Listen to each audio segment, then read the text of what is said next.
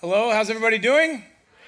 Fantastic. It's a good summer morning. It's been insanely hot. I don't know if anybody's feeling that, but I actually came to church I think it was last week, and I was leading worship. And I decided to dress like an adult. I had a button up, an undershirt, jeans, and some boots on. And we went through rehearsal as a band, and I immediately regretted my decision. I ran back to my house, changed to look like a street youth, and then now I just decided to stay in that mode so I can stay nice and cool. So hopefully you're doing the same.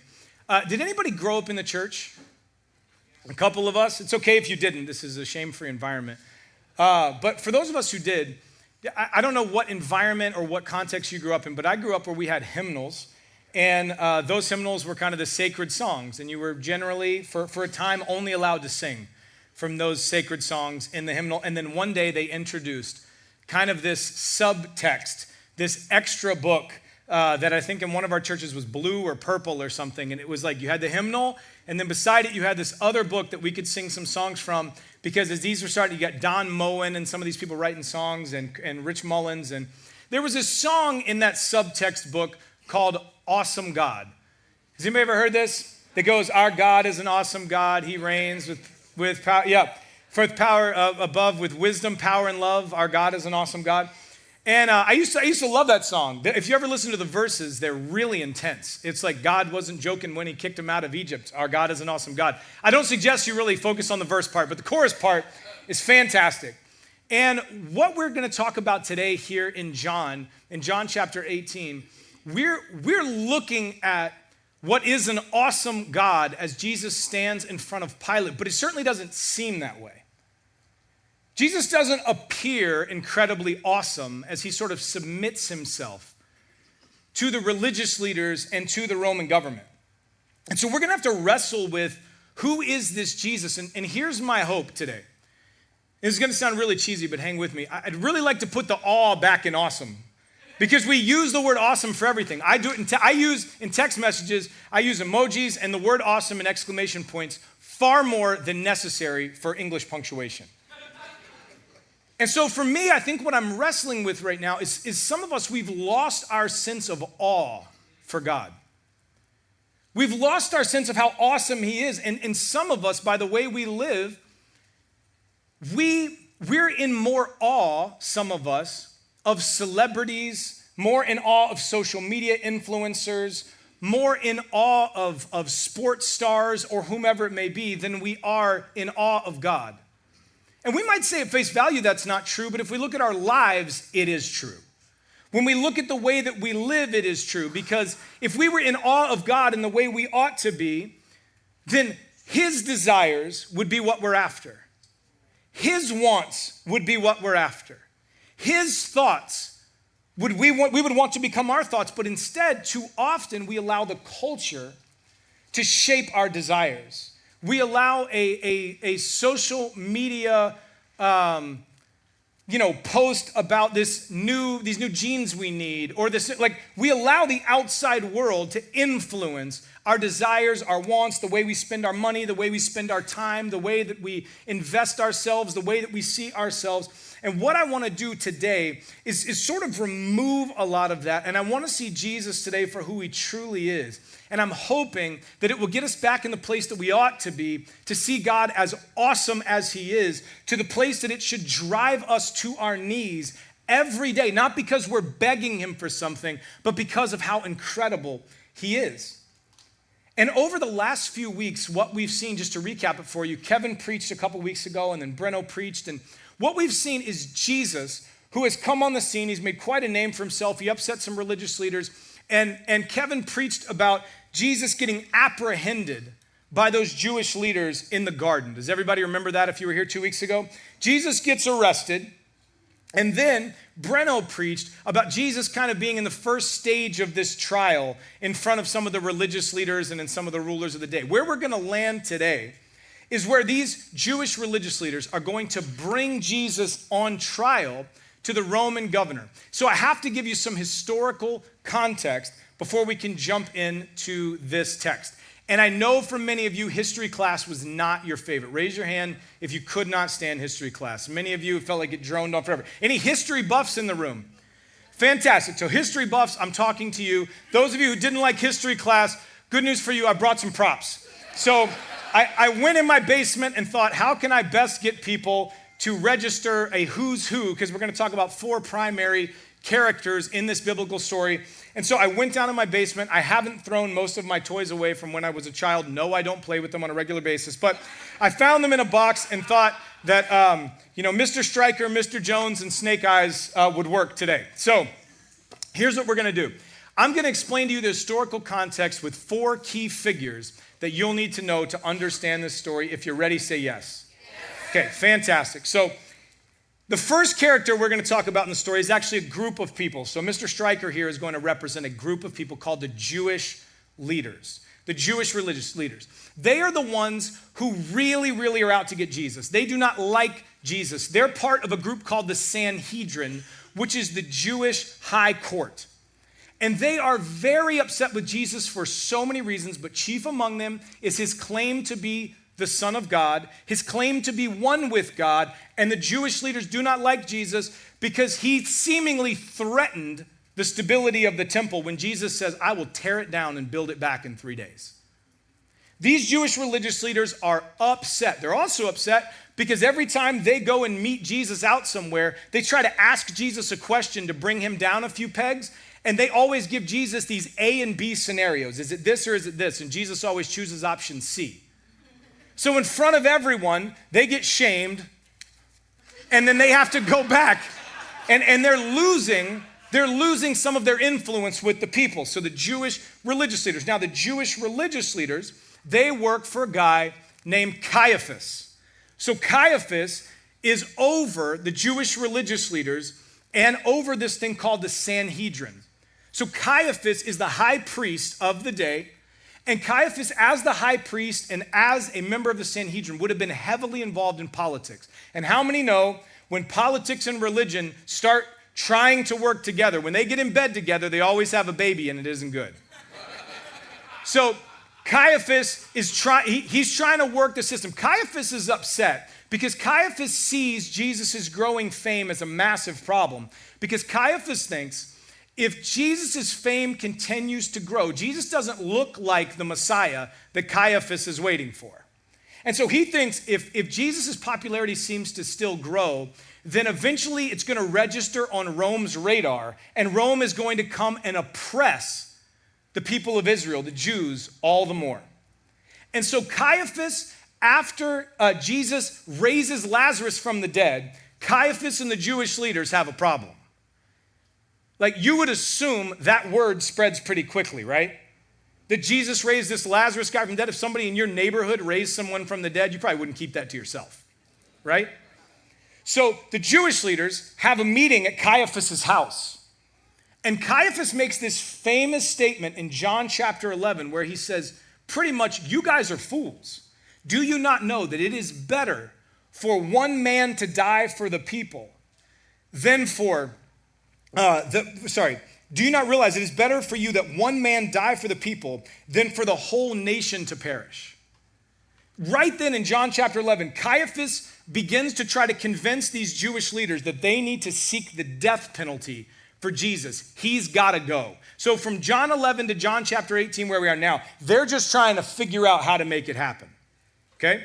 The next character in our story is a man named Jesus. I didn't bring a figure for him. Originally, he was Wolverine. In one phase, he was Cyclops. I figured none of that was helpful. So Jesus is a pretty well-known figure around here. We make a big deal about him. He's the greatest of all time. I mean, I don't know how else to describe him. The perfect Son of God, the reigning MVP of eternity. You know, it's Jesus. So we'll get more to him in a second. We'll make much of him. But there's the Jewish religious leaders. There's Caiaphas, there's Jesus, and then there's this other guy, Pilate. And if you've ever seen a movie about Jesus' life, or maybe you've seen The Passion of the Christ or something like that, you've seen Pilate. Now, Pilate is interesting because Pilate was appointed the governor or the prefect of this region by Emperor Tiberius around AD 26. And all the events we're reading about today happened around AD 30. So Pilate comes on the scene 3.5 years or so before all of this takes place. And Pilate was known in history to be a pretty stubborn, pretty harsh man toward the Jews. He wasn't happy about where he was placed. He wasn't happy. He had to keep Caesar happy so he could eventually get out of there. And we know that Pilate eventually kind of gets erased from history around 36 or 37 AD, 36 or 37, where he moves on. But what Pilate loved to do was foil the plans of the Jewish religious leaders, because Pilate loved to remind them that he was in charge. Because they held their world so high, and Pilate loved just poo-pooing all over whatever it is they wanted to do. And here's a couple things we forget about Pilate. In this moment where we're about to see Jesus come to Pilate, Pilate was aware of who Jesus was. Pilate had spies everywhere. He would have been aware of Jesus. He would have been keeping his eye on Jesus. Pilate was also aware of the arrest and apprehension of Jesus that was ultimately probably going to lead to a trial that would happen here at Pilate's home. Pilate's aware because Pilate loaned some soldiers to these Jewish leaders to go and apprehend Jesus in the garden, right? You don't get Roman soldiers just because you go asking. So he's aware of what is happening. He's also aware of the time of year that it is. All of this is taking place during Passover, where Jerusalem is swollen with people, so many people there. And normally Pilate lives in Caesarea, but he travels down to Jerusalem for this time of year. And he stocks it with soldiers so that if any uprising happens, they can immediately squash it by force. So Pilate has a very interesting relationship with Caiaphas and the Jewish religious leaders. And so the question we have to wrestle with is, why do the Jewish leaders, why do they feel it necessary to bring Jesus to Pilate? And here's the answer. They want Jesus dead. And here's the fascinating thing about that day. The Jewish people had no ability to enforce capital punishment. Rome was the only one who had the ability to do it. So the Jewish religious leaders thought that Jesus had committed a crime worthy of death. And so they have to go to Pilate and convince him that Jesus has committed a crime so heinous that it accomplishes two things. Number one, that it would even register on Pilate's radar as something he would have to make a verdict on. And then number two, they want to make sure that Pilate's verdict is death. They want to make sure that Pilate at least sentences him to death. Are we all on the same page? Now, do you think that Rome cares that these Jewish leaders think Jesus committed blasphemy? Do you think Rome cares? They don't care about blasphemy against the Jewish God. They care about blasphemy against Caesar, because Caesar was sacred. They care about somebody claiming to take Caesar's title. And so these Jewish religious leaders, they drum up something to bring over to Pilate where they hope to turn the tables and make Pilate deal with it. And so we are here in this high tension moment where everybody's cards are all in. I mean, everybody's chips are all in. They're just going at Jesus. They want death. Pilate wants to foil their plans as best he can. And Jesus is standing here as the Son of God awaiting trial that will eventually lead to his death. And that's where we pick up in John chapter 18. If you have a Bible or a copy of God's word, you can turn there. But we're going to begin in verse 28. If you're with me, say yes. All right, here we are. John 18, verse 28. Then they, meaning the Jewish religious leaders, led Jesus from the house of Caiaphas to the governor's headquarters. It was early in the morning, and they themselves did not enter the governor's headquarters so that they would not be defiled, but could eat the what? Passover. So Pilate went outside to them and said, "What accusation do you bring against this man?" And they answered him, "If this man were not doing evil, we would not have delivered him over to you." And Pilate said to them, right? This is where Pilate loves to foil their plans. Pilate says to them, "Take him yourselves and judge him by your own law." Why don't they want to do that? Because they want what? Death. He says, "Take him by your own law." The Jews said to him, "It is not lawful for us to put anyone to death." This was to fulfill the word that Jesus had spoken to show by what kind of death he was going to die. Verse 33. So Pilate entered his headquarters again and called Jesus and said to him, "Are you the king of the Jews?" Jesus answered, so confident, "Do you say this of your own accord, or did others say it to you about me?" Pilate answered, am I a Jew? Your own nation and the chief priests have delivered you over to me. What have you done? Jesus answered, my kingdom is not of this world. If my kingdom were of this world, my servants would have been fighting that I may not be delivered over to the Jews, but my kingdom is not from the world. Then Pilate said to him, so you are a king? And Jesus answered with so much confidence, you say that I'm a king.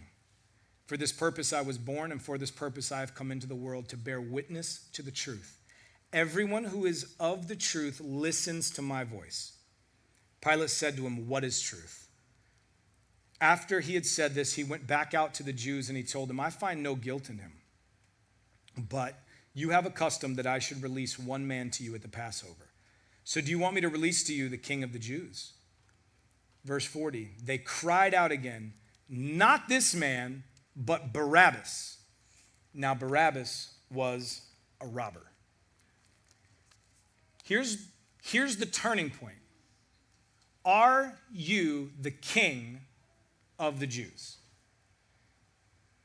See, these Jewish religious leaders had come together and devised that if they claimed that Jesus thought he was king, that would register on Rome's radar. Do you think someone running around claiming to be king would register on Rome's radar, yes or no? Yes. Pilate can't find anything necessarily wrong with him, but unfortunately, Pilate has to do something about this claim to be king. This is the final turning point for Jesus. This is what is going to seal his death. And what I love about Jesus and what we'll see throughout our time together is this. Jesus could have right here in a moment denied the whole thing and walked away. But it's not even that Jesus just allows this to proceed about him being a king with a kingdom. Jesus leans into it. Jesus leans into it and says, my kingdom is not of this world. That's a crazy statement to make to the person who holds, in the world standards, your life in his hands. He says, my kingdom is not of this world. And for many of us, we read that and we need to be careful how we interpret it because we just think, oh, crazy Jesus. He's just not from here. You know what I'm saying? He's otherworldly. That's so neat, right? But we forget that his kingdom is above this world, and not just geographically, but hierarchically. His kingdom is so vast, which we'll talk about in just a moment. Jesus doesn't come from this world, but his kingdom is for this world. And the problem with us understanding the magnitude of this statement that he makes to Pilate is we don't have a great reference for kings and kingdoms, right? The kings that we have, the monarchs we have in the world are kind of figureheads. They're sort of political influencers. We don't understand things in the way that the Jews or the Romans would have understood them. Did the Jews and Romans understood what it was to have a king? Did they understand what it was to have a singular ruler over it all? Absolutely they did. And the Romans and the Jews would have understood a king much differently than we do. They would have understood that a king who had a kingdom would make the rules, that a king makes the rules. They would have understood that a king were to be listened to and followed at the penalty of death. They would have understood that a king gave the final say. They would have understood a king to lead his people in war and conquest. They would have understood a king that was proud and strong and often battling for supremacy. But here in the text, we see Jesus claiming to have a kingdom, but in this moment at face value, he doesn't appear to be anything like the earthly kings, does he? He doesn't appear to be like Caesar at all. He doesn't appear to be like any of the other political leaders. And this dumbfounds Pilate. He doesn't know what to do with it. This isn't a guy here jockeying for position. This is just a guy walking, the Bible says, like a lamb led to the slaughter. He just walks up and he speaks with clarity and honesty. Jesus doesn't act like earthly kings. He seems to be submitting to the rules of the land. He's being led around like a criminal. He doesn't seem angry or ready for war. He seems meek and humble, yet confident and honest. And so what we have to wrestle with is that Jesus doesn't just ignore the claim that he's a king with a kingdom. He leans into it. So we have to say, if Jesus is a king, what kind of king is he? And what kind of kingdom does he have? Because it doesn't appear to be like that of earthly kings. And the insane part about this is one thing that often puzzled Jesus' early followers was the way that he described the kingdom. And I think it still puzzles a lot of us now. We kind of get it, but it's so upside down from the world standard, isn't it? The way Jesus says to live is so flipped on its head from what we would understand of an earthly kingdom. So here's what I want you to do. I want you to turn in Matthew chapter 5. Jesus, throughout his ministry, he would speak of what his kingdom was like. He would tell people all the time what it was like, and maybe no more beautifully than Matthew 5 through 7, which is the Sermon on the Mount. But Jesus describes his kingdom and what the inhabitants of his kingdom look like, what his subjects demonstrate. And this is what he says in Matthew 5. We'll begin in verse 2. Jesus is teaching, and he opened his mouth and he taught them. He's describing the kingdom and its subjects. He said, "Blessed are the" what? "Poor in spirit, for theirs is the kingdom of heaven." Does that sound like an earthly kingdom? "Blessed are those who mourn, for they shall be comforted. Blessed are the meek, for they shall inherit the earth. Blessed are those who hunger and thirst for righteousness, for they shall be satisfied. Blessed are the merciful, for they shall receive mercy. Blessed are the pure in heart, for they shall see God. Blessed are the peacemakers, for they shall be called sons of God." Not war makers, peacemakers. So different than earthly kingdoms. Verse 10, "Blessed are those who are persecuted for righteousness' sake, for theirs is the kingdom of heaven. Blessed are you when others revile you and persecute you and utter all kinds of evil against you falsely on my account. Rejoice." Breno read earlier, "Rejoice, rejoice. Rejoice and be glad, for your reward is great in heaven. For so they persecuted the prophets who were before you." Jesus' version of a kingdom is so unbelievably different, not only for the culture 2,000 years ago, but for the culture today.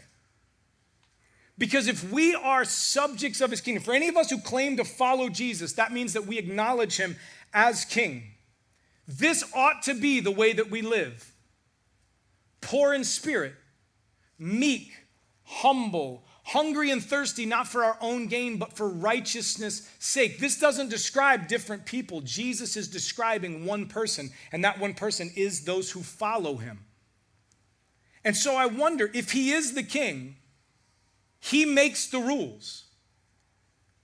His rules are to be observed and followed. He gets the final say, but is that true for us?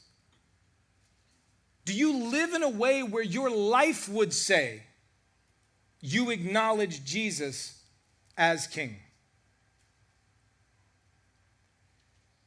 This is so hard for us because his kingdom cuts against our cultural teaching of the day, and his kingdom looks so unbelievably different for us. It's hard for us to reconcile the way the world works and functions and says that we ought to live and strive for our own gain, and the way that Jesus teaches. But Jesus is making a case here in front of Pilate that he is certainly a king with a kingdom, but it's so upside down when compared to the kingdoms of this culture and this world. Jesus challenges us to see a better way, and the subjects of his kingdom fall in line with that. And here's where I want to focus on, because if we aren't careful, we boil Jesus. When Jesus makes a statement like, "My kingdom is not of this world," we look at those teachings and we think that's all he means. It's just different. Is Jesus' teachings different? Is his kingdom different than the teachings of the world? Yes or no? Yes. But if we're not careful, that's where we think it stops. We think, oh, he's just here as a teacher teaching a better way. We think he's just here as a prophet to give us some guidance on a better way. He's just a good teacher. He's just a good man. Look at Jesus. What we make the mistake in, if we are not careful, is we dumb down the phrase, "My kingdom is not of this world," to just mean like, oh, he means his kingdom is just better teaching and it's a better way, and we use these ambiguous terms. But when we aren't careful, we don't see that when Jesus says, "My kingdom is not of this world," he means something far grander than we could ever imagine. Because we've lost perspective of how awesome he is. Have you ever been to something or seen something that took your breath away? Like maybe it's a piece of art, maybe it's a building. Maybe for me, it's like going to the Grand Canyon. You ever stood at something that's just magnificent like that? You've been to St. Peter's or something that's just amazing. It just takes your breath away and you just stand in awe of it. We don't do that enough with God. We don't do that enough where we just stand in front of him and stare at his majesty. Generally speaking, most of us spend time with God to just get through our scripture reading, kind of get through our list of requests or advising God in a particular way, and then we just sort of move on. We may listen for a minute to see if he's got anything to say. We check our watch and we head on. But when's the last time we just stood in awe of God and allowed him and his majesty to take our breath away? Because if you dumb down Jesus' kingdom to just some good teachings, you miss who's actually standing in front of Pilate. Because the man, Jesus, who is standing before Pilate isn't just a good teacher or a revolutionary or a prophet. He's the infinite God who spoke the universe into existence. He just happens to be wrapped in flesh, willingly talking to a flea like Pilate. We don't speak about Jesus enough in these terms. We see him as some victim, as just some sucker who maybe did some really good things and died, and we can sing about him, but we lose the perspective of who he is in that moment. Jesus had not lost perspective on what he was capable of. He says, listen, man, my kingdom's not from here. I could call down an army in a second to end all this, but I'm not. And that's mercy to you. But here's the problem. Sin has an interesting way of shrinking God in our minds and inflating our view of self. And all of a sudden, we start to see a God who looks a lot like us. And let me tell you, God doesn't look anything like us. That's why he had to give us his son Jesus, so that we might see his very image in flesh. So here's what I'd love to do. Because all of us have a sin problem, God over time has probably been dumbed down a bit in our mind, and we've probably inflated ourselves. Now, for some of us, it may look equal. Some of us, we may have God here. Some of us, we may even have God here. Still not high enough.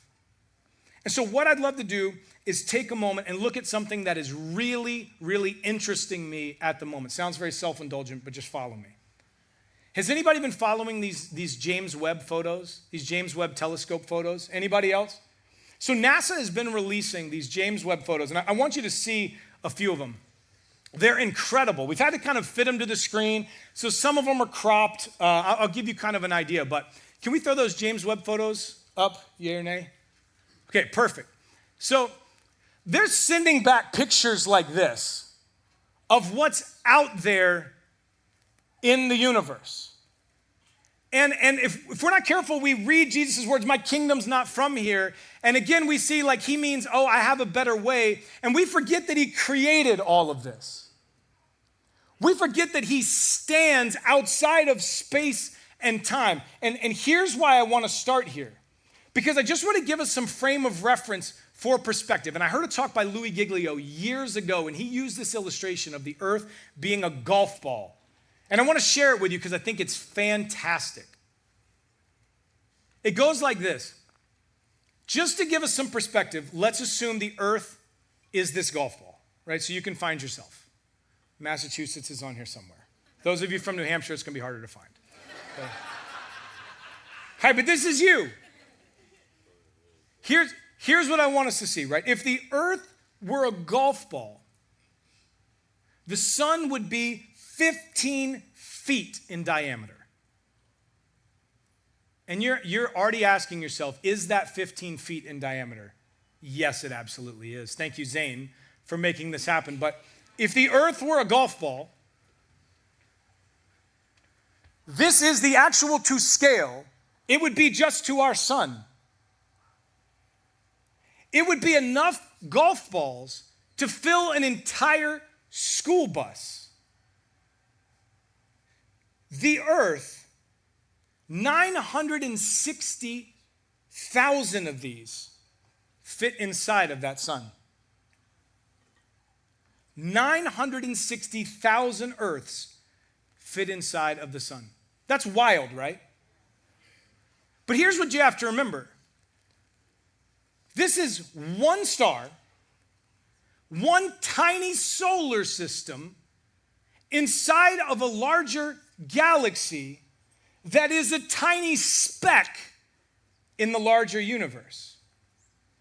And so we think our sun is massive, and it is. Our sun is large, but it is one star of potentially hundreds of billions of stars just in our galaxy.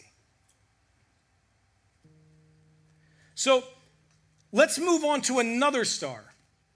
All right, so we have our sun as a reference. 960,000 of these fits in there. Does that make sense?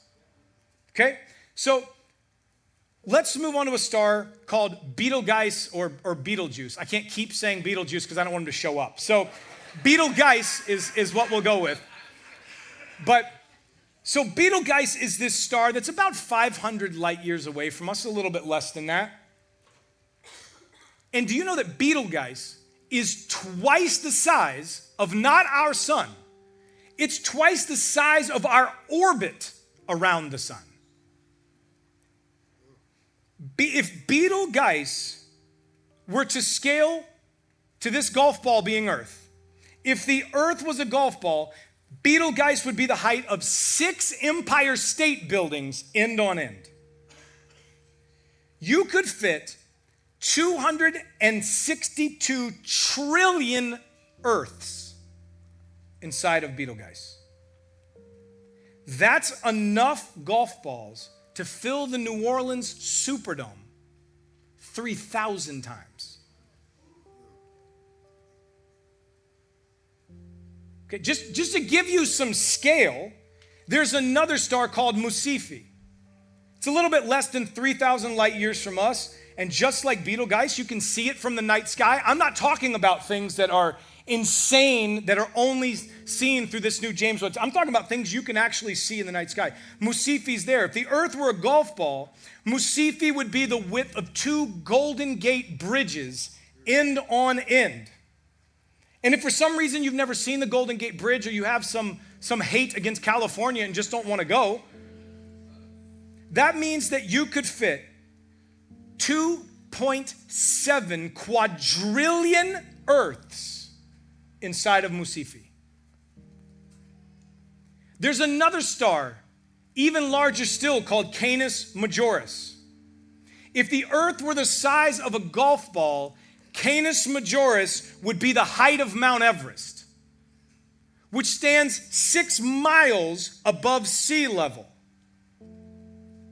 Inside Canis Majoris, you could fit 7 quadrillion Earths.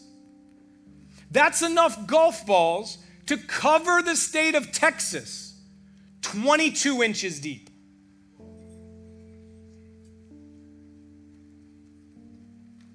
So what you saw a minute ago in that video was just to give you a scale. You can throw it back up there. But this is just to give you a scale of our sun. Well, the video started with our sun and kind of moved out to the Milky Way, right? Look, this is us. This little blue dot is us. This is the sun, and it just expands to give you some understanding of just where our galaxy plays in.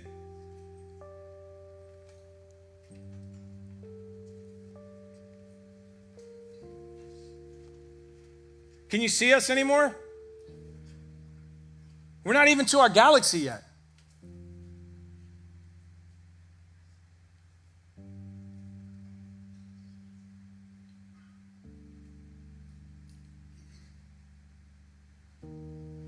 This is our galaxy.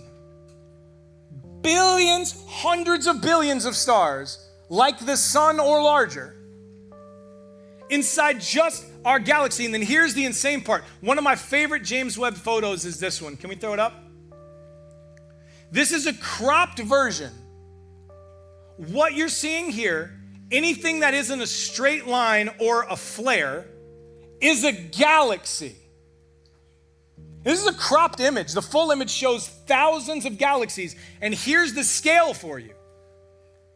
In that video you just saw of our sun out to our galaxy, each of these is a galaxy, and here's how it's described. If you put a grain of sand and you held that grain of sand up to the night sky, what that grain of sand is covering is what you're seeing here.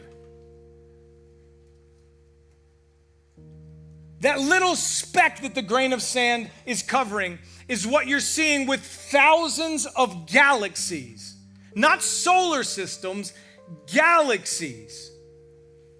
Psalm 19 says, the heavens declare the glory of God, and the sky above proclaims his handiwork. Hebrews 11 says, by faith we understand that the universe was created by the word of God, so that what is seen was not made out of things that are visible. Isaiah 40 says, lift up your eyes on high and see who created these. He who brings out the host by number, calling them by name, by the greatness of his might. And because he is strong in power, not one is missing. Psalm 147 says, he heals the brokenhearted and he binds up their wounds. He determines the number of the stars. He gives to all of them their names.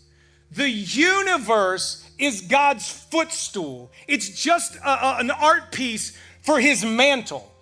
It's a spectacular aquarium in his living room that took no extra energy or effort for him to create by the word of his mouth. He didn't need a building kit. He didn't need resources. He spoke it and it was.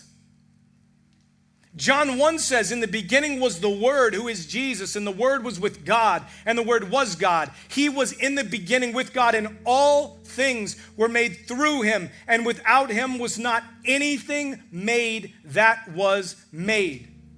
This Jesus standing before Pilate, willingly submitting himself to these false claims that would cost him his life, is not some sad, helpless victim. He is the infinite King of the universe in complete control. The universe would bow at his request. An army more vast than our galaxy would descend, awaiting his command. Jesus could collapse Rome with a breath.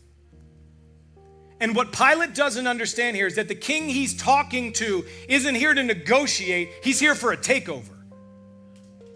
And Jesus is going to take over in a way that is more incredible than anyone could have ever imagined. He's going to win a victory more glorious than 1,000,000 empires. In this upside down kingdom, the totality of Jesus cannot be measured in light years or good intentions. Jesus' kingdom is measured in truth. In John 18:37, this is what he says. You say that I am a king. For this purpose I was born, and for this purpose I have come into the world to bear witness to the truth.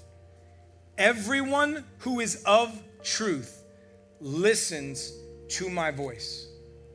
And in a day and time where we pretend like truth doesn't exist, where we're willing to change definitions and truth to fit our feelings, this is vitally important for us, because the truth of God is so unbelievably on display with this interaction between Jesus and Pilate. Jesus stands innocent before a judge who will condemn him to death. And in this upside down kingdom, the truth is he will willingly go to be enthroned on a cross, to die a sacrificial death in the place of sinners, so that sinners like me and like you may be connected to God. Look at this. He exchanges his life for Barabbas, a sinner, a sucker, someone that was absolutely worthy of the penalty of death. And Jesus lets him off the hook and goes to the cross. He was enthroned in majesty, and he left all of this, his art piece, his mantle, his footstool, his playground, to wrap himself in flesh and stand before his creation and offer his life in exchange for me and for you. And in this upside down kingdom, the king is inviting us sinners to be his subjects. We should be called gross. We should be called worthless for the ways that we have disrespected God and his law. But instead, in this upside down kingdom, we are called royalty and ambassadors of God. In a typical kingdom, they would never allow a lesser kingdom to kill their king. But Jesus' enthronement is the cross. In this interaction, we see Jesus walking to his enthronement in complete control. the universe ready to bow at his command, but he goes willingly to put the truth of his kingdom on full display. The truth that he already unveiled in John 3:16. For God so loved the world that he gave his only son. We read that in retrospect, knowing he's going to die, but he gave that to Nicodemus, and no one had any clue what he was up to. For God so loved the world that he gave his only son, that whoever would believe in him should have eternal life, to not perish. Jesus is a king with a kingdom. So I ask, where is your allegiance? It's in the game. It's fun to talk about Jesus, read about Jesus, but when's the last time we just stood in awe of who he is? Is surrender even a word in our vocabulary anymore? In a world that's created for our comfort, is surrender even a word in our vocabulary?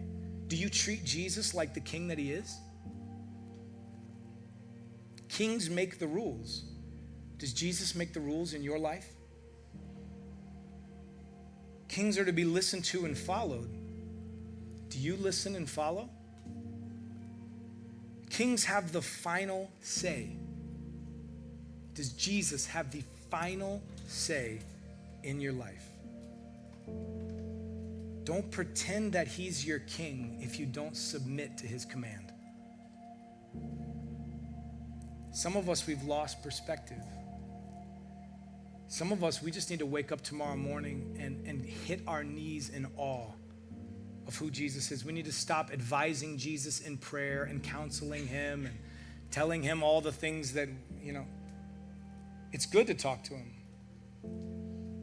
But it's also good to talk to him with the respect and honor that he is due. And the insane reality is that this creator loves to hear from you. Have you wrapped your head around that in a while? We treat prayer like a throwaway. He wants to hear from you. He loves you. He has all this bowing at his command, and he died for you. Perspective gives us the permission to stop procrastinating and do what the king says. Bruno mentioned this last week. Some of you, like there's a call of missions on your life. To move away from it. You say you can be a missionary anywhere. Sure, but that's generally something comfortable people just say. Some of us, we got to go. Maybe it's me. I don't know. I was just praying there when you were singing Christ Be Magnified. I was like, Lord, I'll go anywhere. When I sing, I won't bow to idols. I'll stand strong and worship you. Like if you put me through the fire, I'll rejoice because you're there too. I won't be formed by feelings or hold fast to what is true. Because if the cross brings transformation, you can hang me there with you. Because death is just a doorway into resurrection life. If I join you in your suffering, then I'll join you when you rise. And I don't know about you, but I want to join him when he rises. I want to join him when he's, and if we keep living in comfort, how will we know him in his suffering? This king who leaves his enthronement to give his life. Some of us, we got to just start listening and making our life count for more than our bank account. Make our life count for more than just the comfort of our family and friends, and push to the uncomfortable regions to see this world come to know this Jesus. Have you allowed your sin to reduce your view of God and inflate your view of self? For some of us, we need to approach God with a restored sense of awe and see how it changes our perspective on cancer and job loss and financial struggles and wayward kids and anxiety and all of the things that we consume ourselves with in our mind. When we see this king who gave his life, it restores the amount of perspective we need to see how small we truly are and how amazing it is that he actually cares. Do we fully submit to the sovereign creator who gave his life in exchange for ours, or do we just play the game hoping it all works out in the end? Jesus is a king with a kingdom, and the only response he will accept is surrender, because he willingly surrendered his life in exchange for ours. Let's pray. God, we thank you. We can't even imagine. I stand in awe of who you are. So often we want some dumbed down application to just, give us 7 steps to be nicer or have more patience with our kids or whatever it may be. But Lord, would you give us the perspective of your majesty and how insane it is that we read about this interaction where you willingly allow yourself to talk to a flea like Pilate, to be led around by fleas like the Jewish leaders, so that you could give your life in exchange for mine. I am not worthy of that kind of love, but in your crazy, insane, upside-down kingdom, I embrace it, Lord. So God, would you show us how majestic you are? Would you move us to understand how amazing you are? Don't just fill our brains, fill our hearts. Fill our spirits, Lord, in Jesus' name, amen. So we're going to have communion together. And this is a time of reflection. It's so much more than just remembrance. This is a moment for us to come and truly do this and stand in awe of the sacrifice that was given. Not just like hey, thanks for dying, Lord, for another week. This is an option for us to come and say, Lord, you have no business leaving all of that to wrap yourself in flesh and come here to this tiny speck of a galaxy that is in a tiny speck of a solar system on this tiny little globe we call Earth, and give your life in exchange for me. But I accept it, and I hope to honor it with my life. That's the way we ought to take communion together. So what we're going to do is, in just a minute, we'll begin in the back. We'll come forward. You'll exit out your right, walk down. You can grab, we have some gluten-free options, as well as the bread that will be peeled off by people that have used hand sanitizer.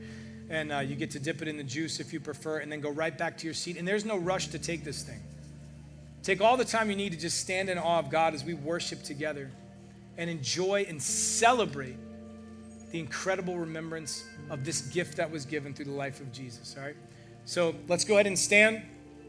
And beginning in the back, you can go ahead and come now.